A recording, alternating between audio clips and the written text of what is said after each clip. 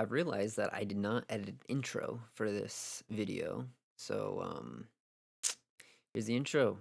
Today, we're going to be installing a dash cam on the GR86. This is a few days after I actually recorded the video. I'm just about to start editing it, and I've realized there was no intro at all. Yeah, we're just installing a dash cam on the GR86. You can follow along on your GR86 or any other car. But, yeah, hopefully I'm helpful, and I'll see you guys in the video. We're in the GR86 now, and just trying to figure out how I want to route this. For this installation, you're going to need probably a 10 millimeter to unplug the battery. We are going to be messing with the curtain airbags that are right through here, across the roof, and all the way down to the C-pillar. So I'm going to disconnect the battery. And we're also tapping into a fuse. We're not using a cigarette lighter port, so I'm going to do that just so we don't create a electrical issue. I'll explain everything as I'm going. But yeah, let me figure out how I want to do this, and before I start ripping anything apart or even disconnect the battery, I'll make sure to start the camera up. I want to document everything because I haven't seen anything about people installing a dash cam on this video besides one other video in which case they wired it in front of the airbag, which is a bad idea because if it were to go off, it'd sever the wire, and that would not be good because it probably would corrupt your footage or something, but who knows? Who knows? Let me do some thinking, and then I'll get back with you guys. Alright guys, so we are here with all the tools and stuff that we're going to need. So, need to get yourself a set of plastic pry tools. You can find these for like $15 on Amazon or whatever. That's what I got mine from. Duelco. See if you can find them. That's a good brand. That's the brand that, at least in my opinion, is the best bang for your buck. I have a PowerCell 8 battery from Black Box My Car. That's just so the dash cam will continue running for 220 hours after my car is turned off. Well, usually it's only 21, but thanks to this radar module, it makes it 220 because the dash cam will turn off unless if this radar can sense movement, in which case it'll kick back on and it'll start running again. So, yep. You'll need some fuse taps. You'll need a hardwiring kit. We're not going to use a cigarette port, so we're going to hardwire it to another fuse, and I'll show you which fuse we're using. You're going to need some needle nose pliers.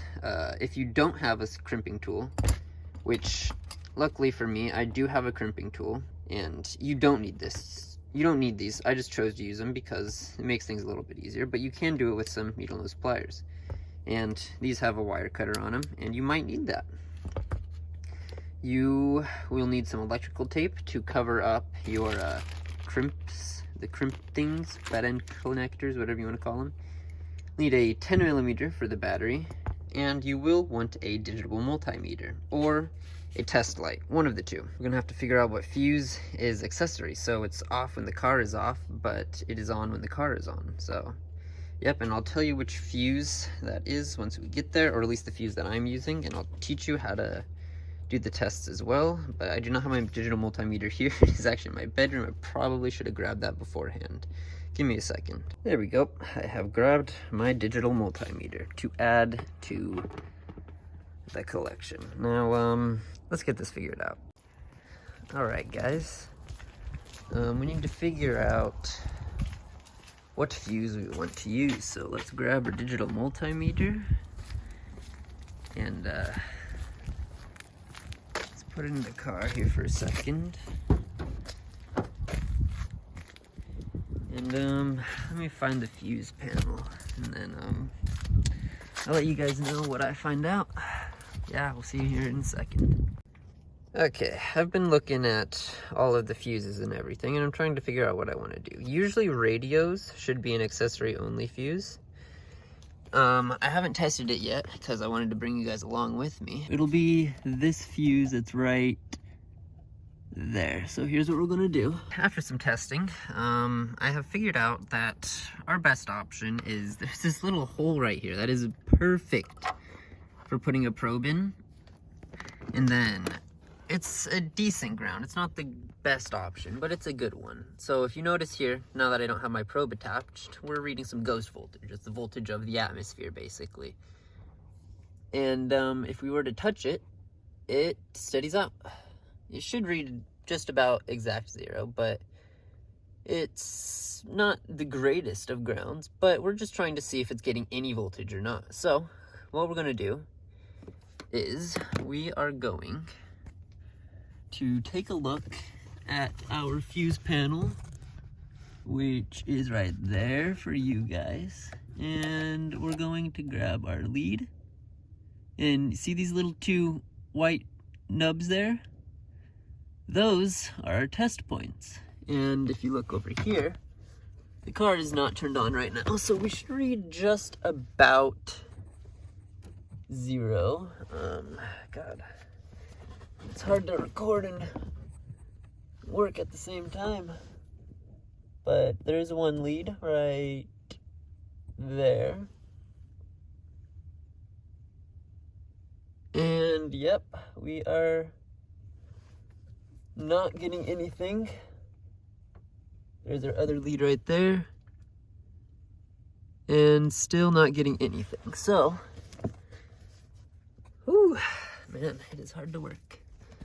Now what we're gonna do is we're gonna turn the car into accessory mode.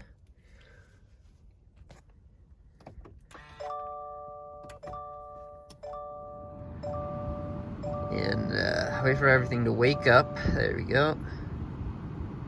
And there we go. Now let's do the same thing. So we are getting power, but only when the car is turned on. So that will be the fuse that we tap into. Alrighty, so here is the point where if you decide to unplug your battery, because we are going to be working around a curtain airbag and we are going to be playing with fuses and electrical stuff, have your door open, because with this car, since it doesn't have the outside sill, this part needs to roll down to clear this little plastic piece here. So if you look at my passenger's door, it's not like that. And I'm sure I could probably open it, but sometimes some cars you can't, so I'd be cautious of that. So I grabbed a 10mm wrench. Instead, sometimes you gotta make do with what you got. So let's break it loose. And you just need to disconnect the negative terminal. We got ourselves a paper towel now. Let's just set that there and see if we can disconnect this. Now, do be forewarned, if you have a modern car, this will reset everything basically. Like your radio stations and stuff, they should be reset, so just be forewarned of that. But since we are working with airbags, the technical way that you should prepare for it is waiting about 30 minutes. Alright guys, it has been at least an hour. I've been doing some research on just what I want to do and how I want to get this done. And yeah, so now we're just about to remove the fuse. I don't know how well I can document that, but I'll at least give it a shot. You can use yourself some needle nose pliers. You can see if you can get your fingernails under there, or you can get a little fuse puller. There might be a fuse puller inside of here. Yep, there is. Perfect. Get yourself your little fuse puller from your engine bay, because there's not a fuse puller in your driver's fuse box, driver's side compartment fuse box. And let's pull it out. And you just line this up. And it comes right out. And it's one of these fuses. I think they're called mini fuses. I'm not actually, or micro fuses. I think they're called micro fuses. And then I got my fuse tap right here, and what you do is you let go of the fuse and stick it in this bottom one here, the one that doesn't have the wire connected to it. And then now that we're here, just put it back in. Let me figure out real quickly which side is the side that we're getting power from and which side we're not getting power from, because it shouldn't change it too much, but it'll change it a little bit. This, holding it this way, this left prong should go towards the outside of the car, so just exactly like that. How you would check that if it's not available online is you'd actually have your digital multimeter on, and you'll actually need to do this before you unplug the car. Do the same thing we did, but this time with the fuse out already, and then you touch each side of where the fuse connects to. One side will get 12 volts or about 12 volts. And the other side, you'll get nothing. You'll get ghost voltage. And then you want the side that gets the 12 volts to be the side that's on the other side of this wire. So this one here. And the one that is closest to the wall of the car, so it would be over here. It's the one that gets 12 volts. I actually did do a little bit of testing on my own just to make sure, so now I have to wait another 30 minutes for the capacitors of the airbags to die down again. Alright, so I just finished cutting all the tape and stuff off. Don't know what that is. I'll look it through all this off camera. Here's our little radar module. This is what's going to give us our extra battery power. I will teach you guys how to set this up. I'll teach you how to set everything up, honestly. And then this here is our dash cam itself. It's actually a lot smaller than I thought it was. That's surprisingly good. This one is for the front. Oh, you guys can't see it. Sorry for bad camera quality. I'm not used to filming myself doing anything unless I'm in front of a computer. But this is our front dash cam, and I assume underneath that is our rear dash cam. Some more manuals that I'll look through before I start doing anything. This looks like it's a hard wiring kit, an extra one, so that's pretty nice. Here is it's a rear camera. That's pretty nice too. This is a cigarette port. This is, I assume, the wire to go from the front camera to the rear camera. Not 100% sure though, actually. This is our quick disconnect thing for the back of the front dash cam. Maybe an extra double-sided tape. I'll have to figure that out. Here's our SD card, 32 gigs, and our adapter. But I bought myself an extra 128 gig SSD instead, or whatever you want to call it, micro SD.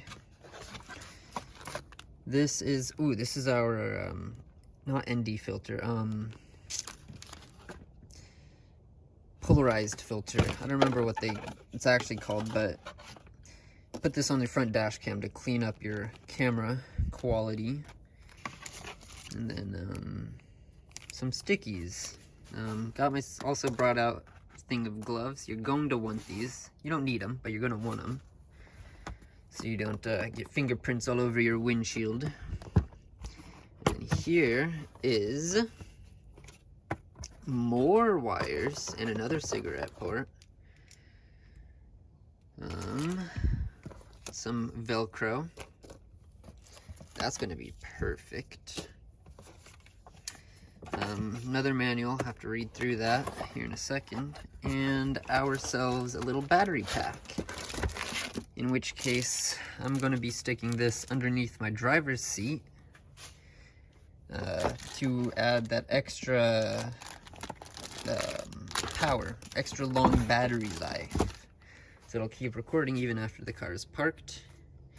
And you can grab your little fuse tap. I haven't plugged mine in yet, so we'll do that real quick. I was basically just plugging the fuse tap back into the radio fuse that we took out, or whatever fuse that you're using on your car. Look underneath here, that's the wire that's just coming directly off of the fuse tap that I have right there. Just hanging down into a place where I can see it, so I can access it once I'm ready for it. See you guys in a bit. I think the next step for us is to make sure the camera works, set up the camera for everything, position the camera and stuff for the best angle. After that, I'll be gently ripping apart the interior so I can wire everything, because we don't want to wire it in front of the airbags, because the airbags, for those who don't know, airbags go from about here all the way through the headliner to midway through that C-pillar. So we'll have the wires that go from here all the way up and across this part. And a lot of people, they'll just tuck the wires through here. But if the airbag were to go off, it would sever those wires, which could corrupt your camera footage, in which case the one time that you will need a dash cam is the one time you won't have one. This is the point where you'll want to put on a pair of gloves, because now you're going to be playing with things that are fingerprint sensitive. You don't want to get fingerprints on. What we're going to do first is install the CPL filter. That's the polarizing filter I was talking about that I didn't remember the name of. I've done a little bit of research. So see those little white, that little white line? It's on each side of the lens. Oh, just kidding. It's just on top of the lens. But that white line that's out of focus, that's not actually a lens flare, believe it or not. It is a little guide mark for the CPL filter. Let me take the CPL filter out of this little baggie here. And if you look at the filter itself, there's little gaps inside of the little black thing around it. You can see them right there. But those gaps, you actually want to line up with that little white line that I was showing you earlier. So I'm going to do that real quick. And make sure to wipe down your lens even after peeling off little blue tape before installing the filter. And try not to breathe on it, because we need as clear of an image as we can get. Just going to give this little gentle rubbing. I did look at the little paper that came with it. Okay, so that is the sticky side for sure this time. So now that it's installed, let's see, there you go. You can see the little lines right there, and then you can see that little white line I was talking about. And yeah, it's hard to actually show. Yeah, there you go. Now you can see the little black lines and how they're lined up sort of close to how the white line is. So yep, if you're getting the Thinkware U1000, which is what I got, it's one of the modifications that I'm going to spend more money on, because I think dash cams are more important. And a lot of the mods, they're going to be more reasonably priced, because I don't want this car to be, you know, super expensive for the modifications, because I'm going to be adding a lot of modifications over time. I'm going to work in school, so I can't afford everything. So yeah. And you guys can feel free to build along with me, decide what modifications you want to spend more or less money on. You don't have to build it exactly like me, but this video is going to be full of all sorts of tutorials of how to work on this car, because there's not a lot of documentation on working on this car. I've done a lot of research.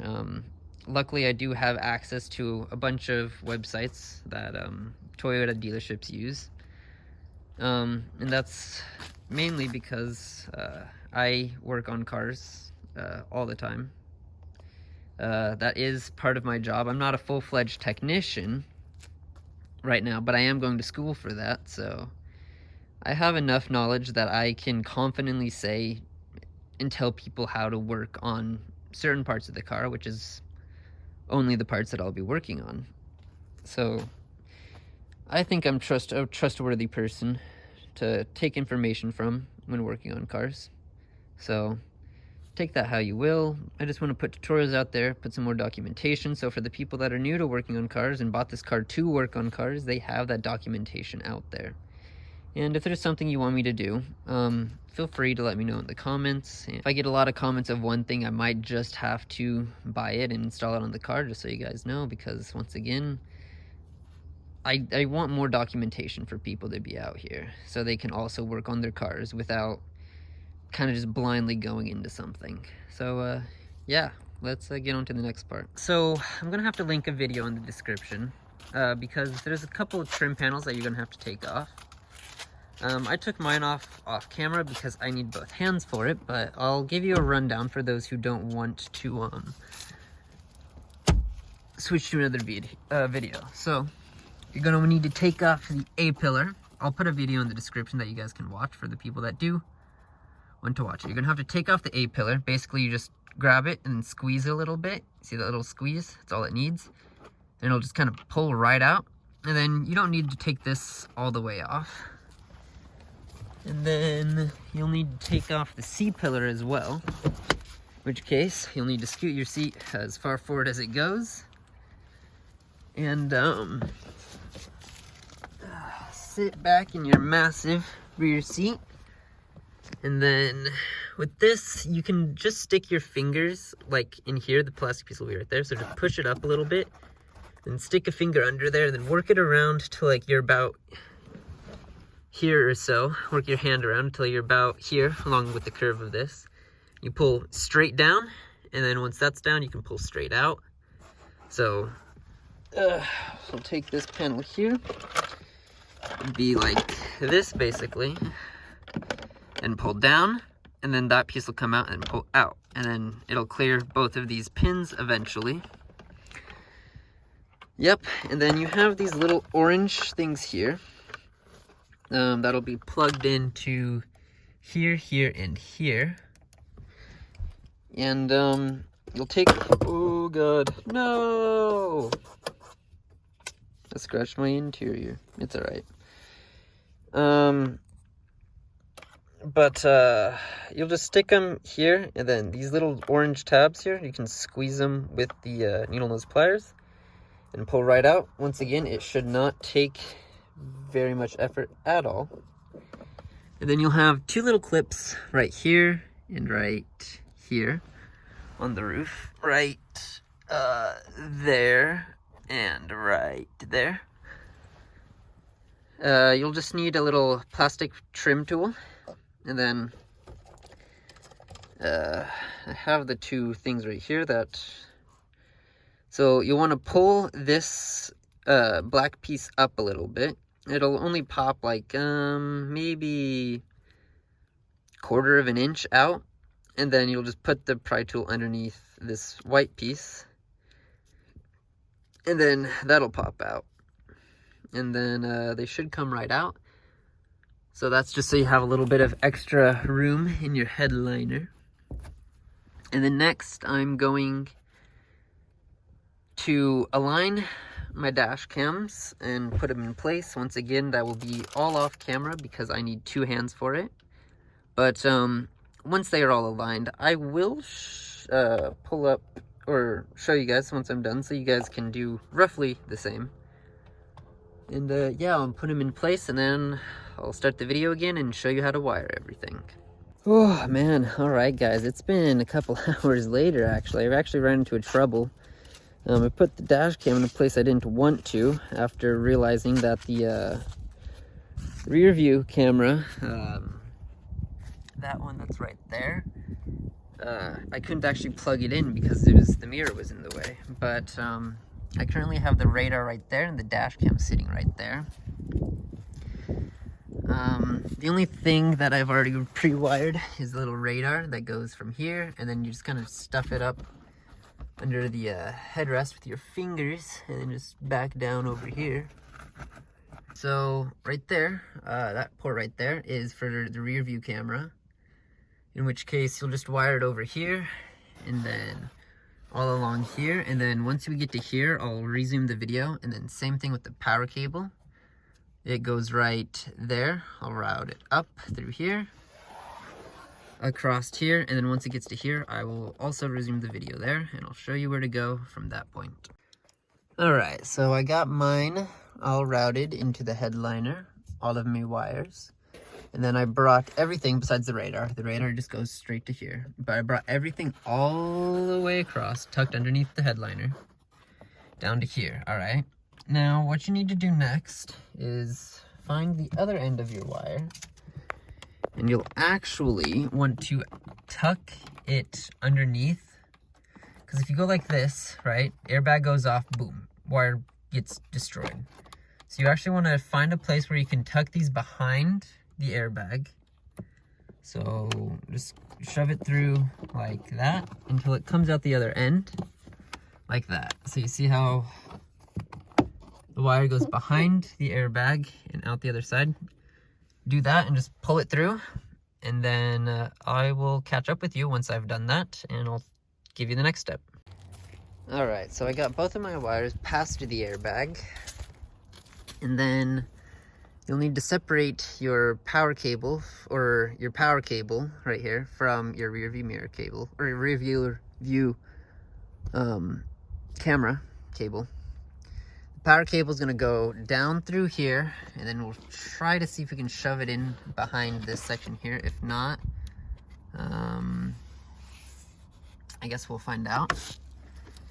But yeah, we're gonna route it through here, and then we'll just leave it about here, right by the hood thing for now, and then we'll see how we want to take it from that point on.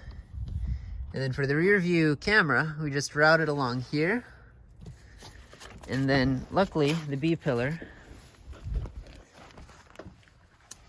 you can actually route it across through here. Let me put a light on. All right, so right, you can actually pass the wire through here and it won't be hit by an airbag. And then you'll have to bring it around to over here as well, and then bring it around here, and then I'll catch up to you once I get that done. All right guys, so what I've decided to do is I lifted this up. I didn't take it out, but I lifted it up just so I can get this piece. Sorry, I have an actual flashlight. So I can move this piece aside, and I just have the wire fitting underneath there. And then I'm just gonna wire it all the way through this little kick plate thing, whatever you want to call it. And then I'm just gonna send the wire through here, just through a little gap, and then straight into the battery pack. And then I'm gonna real quickly do that, and then I'll teach you how to do the and whenever you start, I'll teach you how to set up the rear view camera, and then teach you how to set up the battery pack, and then that should be it. So yeah, I'll see you here in a sec. All right, everyone, so I have gotten the rear view camera mostly wired, not all the way, because I still wanted to document everything. But I wired it all the way through the little weather stripping here. As you can see, there's a little bit of bending, but it's fine. It'll fix itself eventually. But then the wire comes out through here, and then I just wired it across the B pillar. And then the hardest part is I wired it around this as well. That was pretty difficult, but I did it. And then let me actually, there. It's still a little bit of, still a little bit extra light that we don't need. And then I just wired it across that little plastic thing. Now what we're gonna do is we're gonna tuck the rest of this rear view mirror wire back across this airbag here, and then I'm going to wire it all the way through the headliner to the rear view camera, and then all the excess I'm gonna just tuck underneath the headliner, and I'll show you what it looks like after that. So I'll see you in a sec. All right, and just to be cautious, be careful of the that little metal canister that you see. In the event an airbag does go off, that heats up to a couple 100 degrees and will most likely melt your wire. You're gonna have to wire it close, but make sure that your wires aren't touching it. So yeah, I haven't wired it across the roof yet, but yeah, I'll get back to you once it's all wired up and show you what it looks like once again, and then yeah, I'll get back to you guys. Alright, so there is a whole lot of excess wire, so this does hang down slightly lower, but it's not something that you're really going to notice. But I got everything clipped back in place. And no wire in sight. Pretty much looks almost OEM. I guess next I am going to figure out how I want to wire the battery pack. And then I will show you guys that process once I get to that part. So, see you guys here in a second. Alright guys, so I figured out how I want to put my battery pack. I'm just going to have it sitting right here. Turns out the seat will actually hold this in place by compression, so that's pretty good. And then for this wire here that we've routed, this is to the dash cam itself. We're just going to plug it in on this module right here. Let me plug it in and I'll give you a close-up of it. If I can. There we go. Oh, yeah, perfect. So it's that second hole. Yep, that one right there. My plan is just to wire this back underneath this, like I did with this wire over here. And then I'll bring it up to around over here, and then I'll catch up with you guys here in a second once I get it to over here. So yeah, just route the wire from here underneath there, and then I'll show you what to do after that. Alright guys, so if you're going to hardwire it, I haven't wired anything yet further, but if you're going to hardwire your car, make sure that this switch here is flicked to high. If you're just going to use cigarette port, make sure it's switched to low, but since I'm hardwiring it, I've already switched it to high. It's the switch that's right there, yeah, you see it, that switch. And then there's writing on the box that you can see, so just make sure it is switched to high. Let me wire this and then I'll catch up with you guys. Oh man, guys, that took a lot longer than expected. Most of the time it took me was because I was filming. This should only be like maybe a 3-hour process for even a beginner, but since I was filming, I had to run to my house and transfer files from my phone to my computer because I don't have enough storage on my phone. And I was also doing a whole bunch of research, making sure I'm giving you guys the right information, but everything's all tucked up. I'm not sure if it works yet. We're gonna see here in a bit. Haven't even plugged the battery back in yet, but how I have this wired up. There you go. I have my ground wire, as you can see, attached to that. I did test to make sure that was a good ground, and it was. And then, obviously, I just crimped there. That crimp, I just crimped it into the exposed wire that's on this little red and black wire. You don't have to have wire strippers or anything. It crimps straight on. And yeah, let me plug in the battery real quick. And make sure to tighten down your terminals, your battery terminals. Because if you don't, that will be... Oh, you guys are upside down. Because if you don't, that will be pretty bad. Not really. With most modern cars like this, you won't have too many issues with it starting or idling too low. But yeah, just make sure you tighten it down anyways, you know, just in case. But yeah, let me plug that in and tighten it down, and then we'll test to see if it works together. Oh man, guys, now's the time. Moment of truth, you know? I got everything wired up, hopefully correctly. Hopefully everything works. So, foot on the brake, foot on the clutch. Make sure we're in neutral. Press that start button right there. Let's grab a key first. Let's see if this works. Let's try this again. Okay. Make sure the car's in neutral. Make sure no ghost shifted it into gear. Foot on the brake. Foot on the clutch. Press that start button that's right there. Little extra start. Little extra length for the start. Alright. Nothing's powered on yet. Let's see if this thing's getting power. It is. Oh, perfect. Oh, wow. Alright, it just took a little bit to start, but it started. Oh my god. Hey guys, what's up? It's really cold outside, so I had to throw on an actual coat. Let me clean up my mess, and then I'll take you guys on a little bit of a drive to see camera quality and microphone quality. I need to button this back up, so I'll also do that while it's paused, I guess. So yeah, I'll see you guys here in, I don't know, another 30 minutes or so. Alright guys, so now we are connected to the dash cam. This is the audio and video from both the dash cam, or audio and video both from the dash cam. And I've driven a little bit away from my house just so you guys can, you know, follow, find a way to get to my house from where I drove. So I went to a random road that I've driven on a couple times, but it's pretty rare. But since I know the layout, then I won't have to be listening to the GPS. But yeah. Anyways,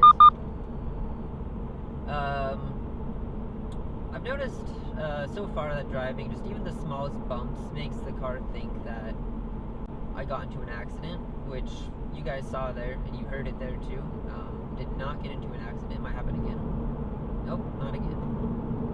But yeah, it's a little finicky, or not finicky, but it's a little sensitive when it comes to bumps, which is not a bad thing by any means. I'm not gonna say that, oh, you shouldn't get it because of that. Camera quality, from what I've seen so far, it's pretty good, and I guess you guys are seeing it as well. And there it goes again with it thinking that we just died. I think I can change that into settings, which I will. But yeah, this is its nighttime performance, which is the worst performance in a dash cam, honestly. Usually during the nighttime, dash cams can't really see that much, and since they have a longer exposure, they can't exactly capture license plates very well. But it's not too bad. This is one of the better dash cams I've seen with nighttime performance, but I mostly got this because of its parking surveillance. This will continue to run for a long time after my car is parked. So yeah, it's pretty good dash cam. I would highly recommend it. If you get the battery pack dash cam, radar, and rear view camera for the dash cam, it ends up being about $900, give or take a few. That is one of the modifications that you can cheap out on. So yeah, if you don't want the highest end dash cam, if you don't want a dash cam at all, that's one of those things that you don't need. I just prefer to have, and I prefer to spend more money than less money on a dash cam. I think dash cams are very important, which is why I run them on all of my vehicles. Next, I sort of wanted to talk further about how I wanted to take this channel. You know, I want this channel's main focus to be building or working on vehicles, but without needing the highest quality of everything. Like, I bought a fairly cheap car, so a good entry-level car for someone that wants to get into project cars. You can buy it used for not too much, but you can buy it new and still be able to afford it with just, you know, a little bit of down payment and a financing. I financed it. That's exactly what I did. So yeah, I'd highly recommend this vehicle. I've been driving it for 133 miles, and I love every one of those miles. It's a little rougher ride if you're not used to driving a sports car. Compared to my Scion TC, it's actually slightly rougher than that, but not too much rougher. But that is also a sports car, so take that how you will. Next, most of the modifications that I'll be doing, they're not the highest end modifications, but they're not also going to be cheaped out on. Some things I will, some things I won't. And for all the modifications, I will be doing tutorials alongside of them. But I wanted, so for most of the modifications that I am doing to this vehicle, you don't have to buy the same exact modifications. They're not a one brand is everything, right? So yeah. Ooh, I can't tell if that person has their brights on or not. I think they did. But you don't have to buy the same brands as I am. Like for the exhaust, you can buy anything. For the suspension, you can buy anything. You can decide what your price range is for those modifications. I'll give you definitely recommendations because I do a lot of my research when buying parts. But for the most part, I think when it comes to choosing modifications or working on cars, I'm an extremely trustworthy person, in my head at least. So, yeah, but there will be tutorials on this channel of how to install different things because this car is fairly new and a lot of the tutorials transfer over from previous generation, but I want people to have this generation tutorials so they can see how to do them on this generation because some things are a little different between generations. And I would hate for someone to think that the tutorial is the same for both generations and then, let's say, removing the A-pillar, which I think is different from the first generation. I would hate if someone were to break a clip trying to install a dash cam or something, right? So I'm teaching you that stuff for this generation in case there are differences between this and previous generations, you know? And I will give you the most accurate information I can because I'm sort of a perfectionist when it comes to it. And this is my pride and joy. I'm not going to do something half-assed. Like, some of the tutorials I've seen, there is one other tutorial of dash cams on this car. But they wired it across one of the airbags, which you can do, but as I've said plenty of times, it's not the greatest idea to do that, because if those airbags were to go off, it could corrupt the footage, it could release nauseous gas into your car, it can catch fire, there's so many problems you can have if you wire it over a airbag. So that's why I wired it behind and I showed you guys how to do it. And all these wires, they're not getting in my way. I can't see them even if I'm looking for them. Like obviously the ones that are going from the camera and the radar into the headliner, I can see those, yes. But for most other of the wires I cannot see, and there is this small dip in the rear seat where all the wires, the excess wire is tucked in because there is a lot of excess wire. But for the most part, you'd have to have it side by side. You'll never notice it. After a day or two, you're gonna forget that it's hanging down slightly. And none of your friends are gonna notice. So it's annoying, yes, trust me, I know. I tried to find a way to spread the wires out so they weren't in the way, but nothing that I can find. So sadly, it's just gonna have to hang down slightly, but it's the price you pay for wanting to have perfection, I guess, because I want footage from the front and the rear in case something were to happen in either of those one or two directions. And yeah, I think that's everything I really have to talk about right now. So if there's anything else, I'll just, continue talking and put it into the footage. And also, sorry about the rough cuts. I don't know this for sure, but if it's anything like my other dash cam, cuts all the footage into 3-minute clips.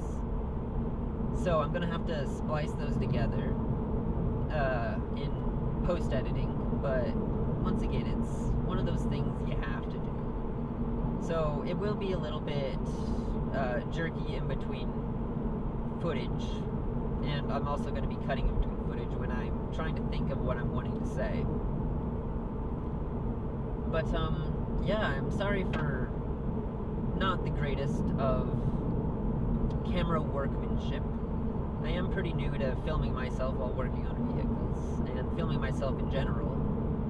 So, I apologize for that. And if there's any ideas that you guys have to make my videos better for you guys, let me know.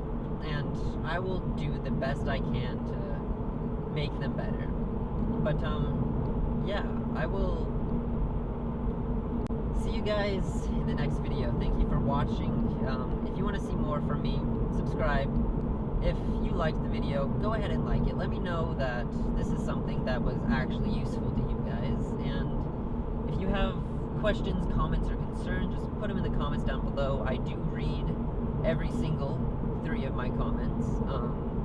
I will read every single comment I can. If this were to get 1,000 comments, I'd probably read all 1,000. I want to focus a lot more of my free time into YouTube, so I have no issues with reading all the comments. So thank you guys for watching, and I'll see you next time. Peace.